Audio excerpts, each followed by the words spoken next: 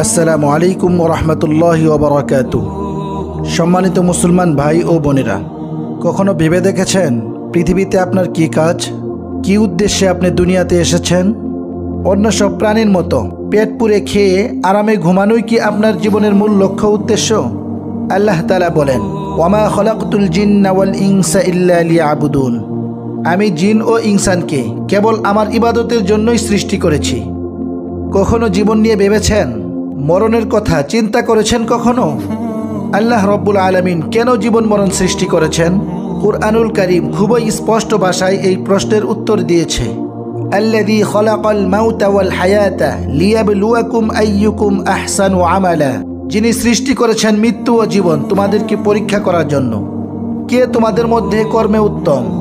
কখনো কি ভেবে দেখেছেন আপনার এই জীবন সফরের সর্বশেষ মঞ্জিল কি? জীবনের পরম সাফল্য ও ব্যর্থতা কি? না, এই বিষয়গুলো আমরা কখনো চিন্তাও করিনি। কিন্তু কুরআনুল কারীম আমাদের জীবন জিজ্ঞাসার সব উত্তরগুলো ব্যর্থহীন ভাষায় দিয়ে রেখেছেন।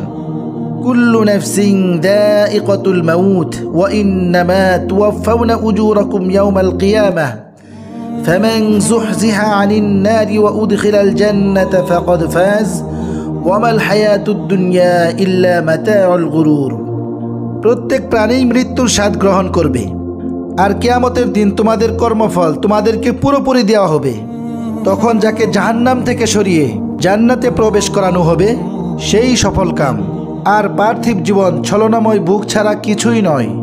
আল্লাহ রব্বুল আলামিন সুস্পষ্ট ভাষায় জানিয়ে দিয়েছেন, সফল কাম হলো সেই যে জাহান্নাম থেকে নাজাত পেয়ে জান্নাতে পদার্পণ করতে পেরেছে। জীবনে পরম সাফল্য ও ব্যর্থতার হিসাব মিলাতে পেরেছেন তো? সম্মানিত মুসলমান ভাই ও বোনেরা, মুমিন মাত্রই তার জীবন নিয়ে ভাবে।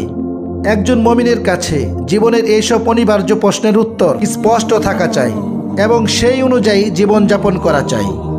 তা না হলে একজন মানুষ ও একটি জানোয়ারের মাঝে মৌলিক কোনো পার্থক্য থাকে না।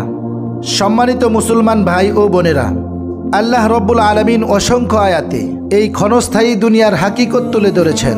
আল্লাহ তাআলা বলেছেন, ইন্নামা হাযিহিল হায়াতুদ দুনিয়া মাতা' ওয়া ইন্নাল আখিরাতা হিয়া দারুল করার। এই পার্থিব জীবন তো অস্থায়ী উপভোগের বস্তু, জেনে রেখো আখিরাতই হলো চিরস্থায়ী আবাস। তিনি আরো বলেন, সব মানুষ কুফরের দিকে ঝুঁকে পড়ার আশঙ্কা না থাকলে তিনি কাফেরদেরকে তাদের চাহিদার চেয়েও বেশি সম্পদ দান করতেন এবং কি তাদের ঘরের ছাদ, দরজা, সিঁড়ি ও খাট সব সোনা রূপার করে দিতেন। দুনিয়াকে আল্লাহ তাআলা সুশোভিত করেছেন তার শত্রুদের জন্য এবং কি সেই সব মূর্খদের জন্য যাদের ভাগ্যে আখিরাতের কোনো কল্যাণ নেই। রাসূলুল্লাহ সাল্লাল্লাহু আলাইহি ওয়াসাল্লামকে তিনি তাদের চাকচিক্যের দিকে দৃষ্টি প্রসারিত করতে নিষেধ করেছেন। যারা দুনিয়ার ভোগবিলাসে মত্ত হয় তাদের নিন্দা করেছেন। অনেক অবুঝ ভাই ইউরোপ আমেরিকার বস্তুগত সমৃদ্ধি ও তাদের ভোগবিলাসিতা দেখে বিস্মিত হন। তাদের জন্য কুরআনের এই আয়াতেই রয়েছে অনেক বড় শিক্ষা। আল্লাহ তাআলা নবী করিম সাল্লাল্লাহু আলাইহি ওয়াসাল্লামকে বলেন, যারহুম ইয়াকুলু ওয়া ইয়াতামাত্তাউ ওয়া ইউলহিহিমুল আমাল ফাসাউফা ইয়ালামুন। আপনি তাদের ছেড়ে দিন, তারা খেতে থাকুক, ভোগ করতে থাকুক এবং আশা তাদের মহাচ্ছন্ন করে রাখুক, অচিরেই তারা জানতে পারবে। সম্মানিত মুসলমান ভাই ও বোনেরা, জীবনের চরম পরিণতি এবং আখিরাতের পরম সাফল্য ব্যর্থতা সম্পর্কে সব সময় সচেতন থাকুন। দুনিয়ায় কাফের ও নাফরমানের সমৃদ্ধি ও চাকচিক্য দেখে আপনি হতাশ হয়ে পড়বেন না। আখিরাতের পাথর সংগ্রহে আপনার আমল অব্যাহত রাখুন।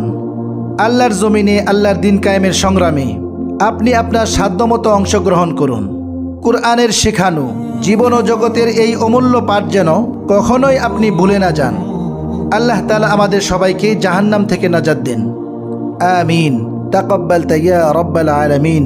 আসসালামু আলাইকুম ওয়া রাহমাতুল্লাহি ওয়া বারাকাতুহু।